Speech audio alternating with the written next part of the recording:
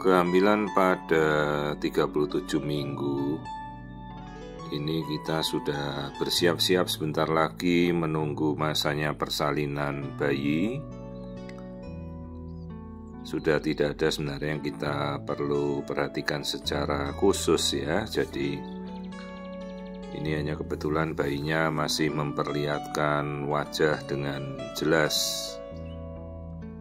Jadi ini kita rencanakan persalinan dengan sesar elektif ya, karena bayinya kebetulan besar dan belum masuk ke panggul. Jadi kita rencanakan dalam minggu-minggu depan ini kita sudah akan lahirkan ya. Dan pada saat ini kita masih bisa melihat wajah bayi dengan sangat jelas dan detail, artinya si bayi belum masuk ke rongga panggulnya. Dan ini kita masih lihat masih melakukan ekspulsi lidah sambil menguap ya. Artinya proses ekspulsi lidah itu menandakan bagaimana aktivitas dari otot wajah. Kemudian bayinya sambil bisa menjulurkan lidah ya, tongue expulsion. Ya sambil dia membuka mulut begini.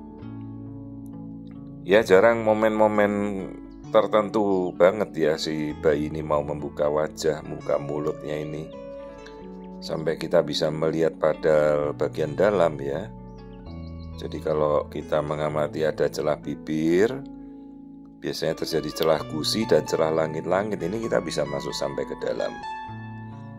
Tapi kalau ada celah langit-langit berarti urutannya harus dari luar dulu ya, dari celah bibir lalu langit baru gusi dulu baru bibir. Ya, tidak celah langit di bagian dalam tapi bibirnya normal gitu.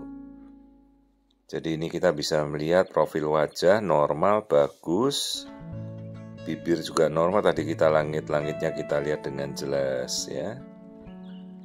Terus kita amati juga nanti ada suatu bagian di bagian pipi yang ternyata ada pertumbuhan kulit menyerupai bintil kulit, nanti kita lihat. Nah, terus kita amati jangan lupa tali pusat, karena ini sudah menjelang minggu-minggu persalinan. Kalau ada lilitan tali pusat ya kita harus beritahukan untuk ibunya juga persiapan mau lahiran ya. Ini bagus, aliran darahnya tidak ada masalah. Tadi kita ngukur tali pusat, aliran darahnya baik. Terus jangan lupa mengukur perkiraan nanti berat bayinya.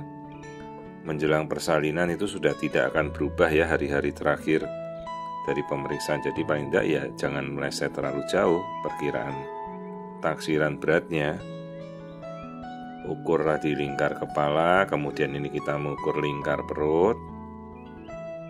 Dipaskan dulu posisinya, kemudian kita ngukur kembali ini ukuran tulang paha ya.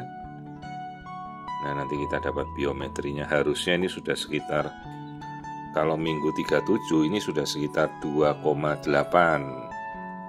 Nanti kita lihat nih berat bayinya kemungkinan besar ya, bayinya besar lebih dari standar usia hamilnya. Nah ini coba kita ukur. Nah terus ukuran terakhir, ukuran tulang paha ternyata sudah mencapai 3,3. Nah 3,3 itu sebenarnya berat bayi sudah 39 minggu. Padahal ini baru minggu 37, artinya memang bayinya nih besar ini. Oke, kemudian kita sudah lihat air ketuban juga cukup nih, bayinya sambil nguap, artinya sambil minum ya. Nah kita coba amati kembali wajahnya, profil wajah. Nah tampak ini sambil bayinya menguap ya. Oh ya, sambil lihat dia membuka mata, lihat itu bola matanya sudah terlihat dan tampak jelas ya wajahnya ya, matanya membuka ya gitu. Jadi ini profil wajah yang normal. Nah, kita masih mengamati profil wajah. Ini kadang minggu-minggu sudah sulit untuk bisa melihat muka, tapi wajah bayi ini masih bisa kita lihat dengan tajam. Dan karena air ketubannya juga jernih ya, pas bayinya ini ngadep ke atas, tapi artinya kan dia belum turun masuk ke panggul, belum masuk ke panggul ibunya sama sekali. Nah, kemudian kita lihat, tadi kita mau lihat arus darah, tapi tali pusat sudah kita ukur kok. Coba kita lihat wajah lagi. Ini kita lihat profil wajahnya. Ya, masih cukup jelas, kita bisa melihat hidung, bibir. Jadi tampilan dari wajah depan tampak normal. Nah, kita coba amati tali pusatnya, kita ukur aliran darah. Jadi tali pusat itu terdiri atas aliran darah dari arteri dan vena. Nah, ini bisa kita lihat. Kita mau lihat apakah tali pusat itu berpilin-pilin atau normal ya. Nah, ini tali pusat, pilinannya tidak ada masalah kok, tidak untir-untir kayak kabel telepon begitu ya. Karena kalau sampai tali pusatnya melintir-melintir itu hati-hati, aliran darahnya terganggu nanti. Dan itu bisa berbahaya pada bayi, harus kita tahu. Nah, seperti ini kan kita lihat nih tali pusatnya melintir dalam posisi yang normal kok. Nah, itu kita bisa mengukur namanya indeks coiling. Jadi berapa kali dia melintir-melintir itu bisa kita ukur. Nah, ini jadi kalau kita mengukur ya antara satu pilihan biru itu vena atau satu pilihan merah ya. Bisa kita ukur jaraknya, kemudian kita bagi berapa sentimeter dari jarak ini satu pilihan. Nah, itu ternyata jaraknya 3,9 berarti 1:3 ya, 0,3 itu indeksnya masih dalam indeks yang normal. Ya, ini bagi kita yang mengerti saja. Kemudian saya mau melihat daerah kuping, kebetulan ini bayinya nyamping. Nah, ini di bagian kuping terlihat ada preauricular skin text, artinya ada bintil kulit atau skin text. Kemarin saya lihat ada 2, ini ternyata sudah bertambah, ada beberapa. Ya, bintil kutil ini adalah pertumbuhan epitel kulit, tidak berbahaya.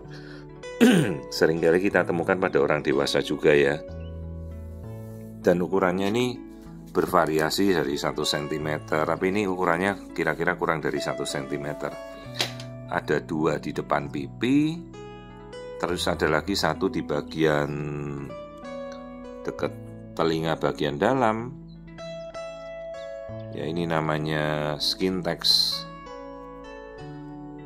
Umumnya penyebab skin text ini karena adanya faktor genetika ya, bisa ya, pada mungkin orang tuanya membawa kutil atau bintil di mana bagian tubuhnya, dan itu secara genetika diwariskan pada anaknya. Nih bagian kutil yang kecil itu ada, terus kutil lagi di sebelah dalamnya 1 di depan.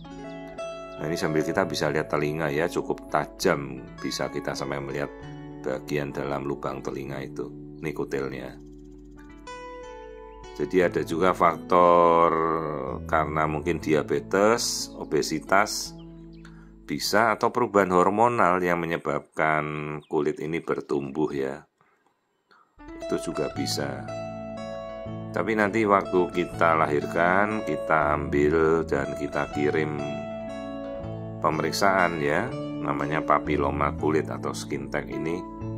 Ya, sekalipun kita tahu ini kesannya jinak, tapi tetap kita harus periksakan ya jaringannya. Nanti kita harus tahu ya. Jarang juga kita bisa menemukan ada kutil atau bintil pada kulit bayi, tapi kadang kalau kita pas sambil melakukan pemeriksaan terlihat jelas, dan itu tidak berbahaya, tapi tetap kita anjurkan nanti diambil ya oleh dokter bedah plastik. Jadi untuk operasinya kosmetika lah, rekonstruksi nanti. Skin text-nya bisa dibuang. Ya, seperti ini bagian kutilnya dari telinga.